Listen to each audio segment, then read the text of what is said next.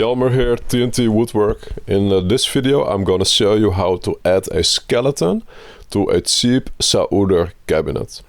So this cabinet, I bought it off Amazon and it lasted only 3 years. And at the time we just started our family, so time was very limited and I just needed something like really quick. And well, the price was convincing as well. It cost like $120 or something. So I thought like, well, if it lasts for 5 years, then okay, I guess I accept it. But after 3 years, this is what we were left with. So I put it aside and I was like, man, I need to make a stand.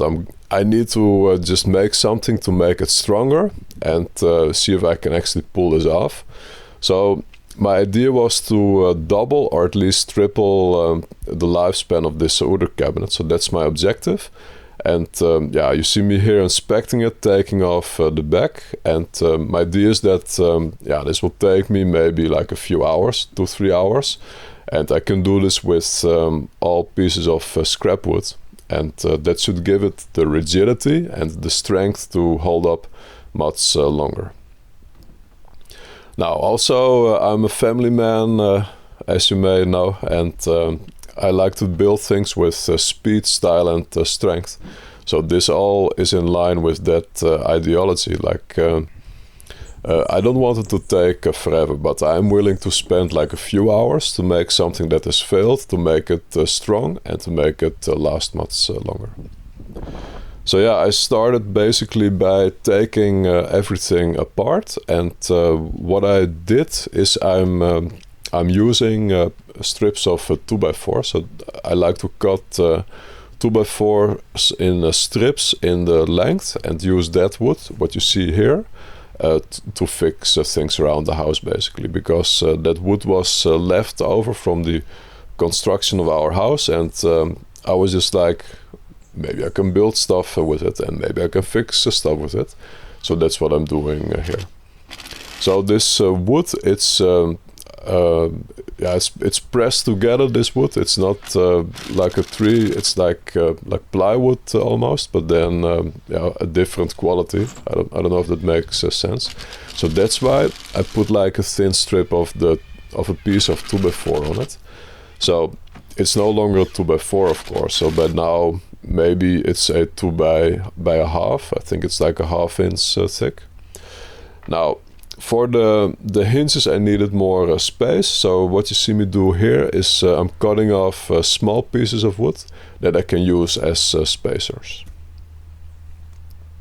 And I did a lot of cutting already, judging by the sawdust on the concrete. Now, my preferred method of cutting off pieces of wood, using a carpenter square and the circle saw.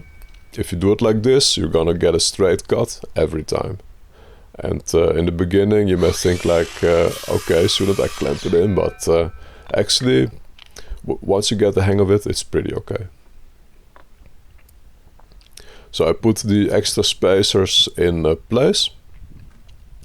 And you can see the wood looks a little rough still, like it has some paint or stuff on it. I tried to remove the stuff, but at the time I didn't have the proper tools yet. To remove more of the paint, you can use a sander, or you can use a planer for that, or you can just accept the roughness because the functionality will be there anyway. So I'm using a driver to insert screws. Next, I'm marking where the support for the shelves needs to go. Repeating on the other side. Next, I'm marking where the hole needs to go in the middle, and this part was kind of hard because the wood is yeah, almost black, so it's hard to see the markings. Plus, where I was marking, the wood was thick and then it was thin, so it was not like one straight piece of wood, but it was no different. So I start by cutting a hole in the wood, and then I use the jigsaw to cut out the shape of the piece of wood that's gonna act as support for the shelf.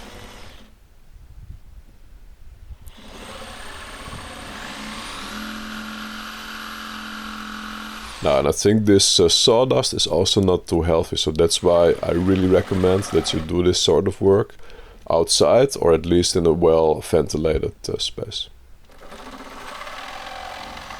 I think the wood that they use for these sorts of cabinets, it's like sawdust mixed with a lot of glue, so it's really a bit gnarly and stuff. But you know, it is painted as well, so I guess it's safe to have it in the house. So cutting the support to size and putting it in place.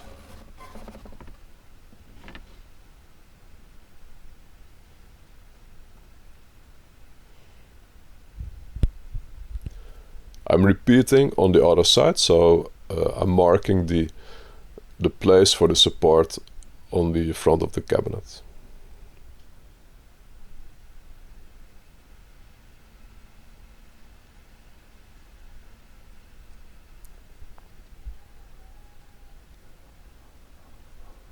So I'm marking where the holes for the next part need to go, because like on top there is a piece of wood in the middle, so I'm gonna use the same strategy.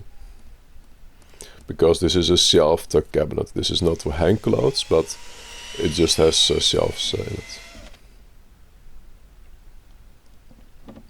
So repeating, hole first, then the jigsaw.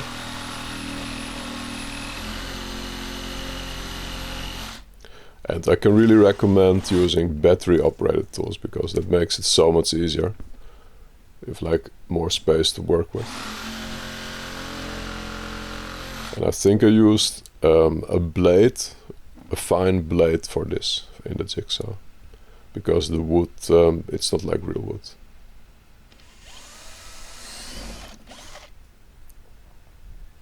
So the wood is a little thinner, so I had to drill another hole to make the cut easier. And also, yeah, the space is limited, of course.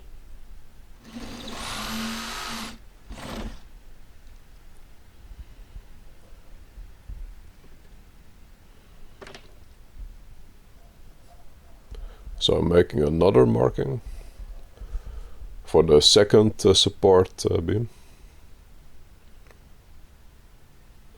And this is just a scrap piece of wood of the same thickness of the wood that is gonna act as the support. This makes it easier to do the markings, because you just have like a small piece, but you can see like the dimensions of the wood.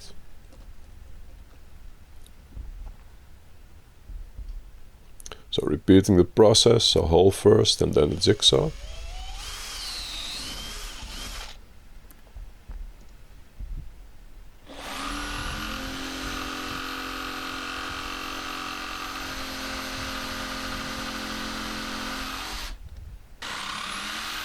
So I'm cutting this piece of wood for the support to size as well. Slam it through and put it in place.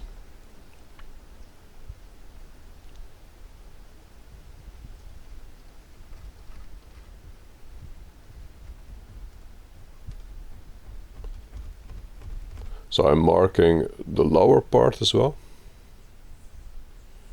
because I want support for that as well.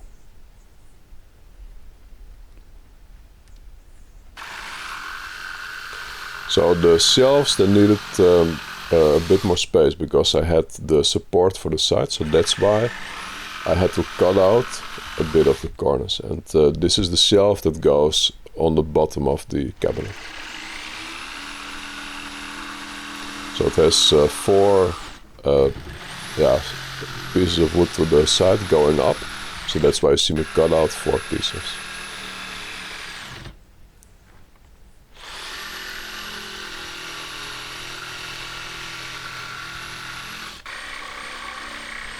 So repeat on all 4 sides basically.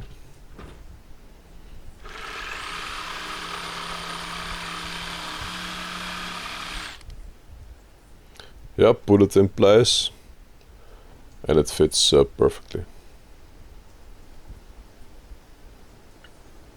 Yeah, and here you can see how it looks right now. I lost a bit of the footage, so I might skip a beat here.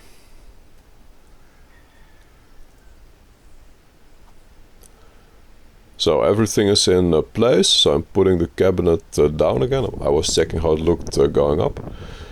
Now, to make it ultra strong, I'm gonna add an X to the back. So the X is gonna give it like all the strength and more that it needs, and that is making it extremely strong. Extremely strong. That's gonna make it way stronger. Let me put it like that.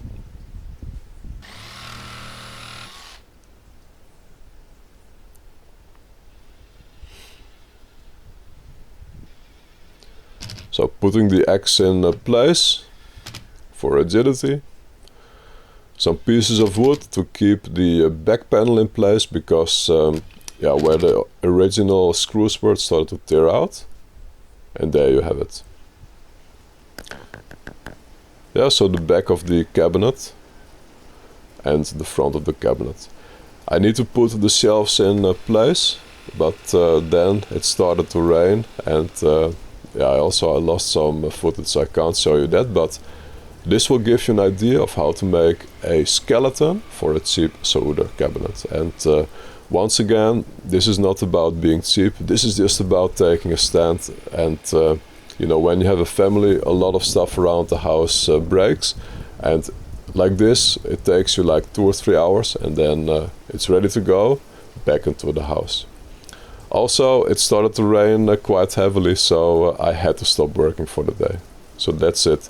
I hope you learned something, and I hope to see you for the next video.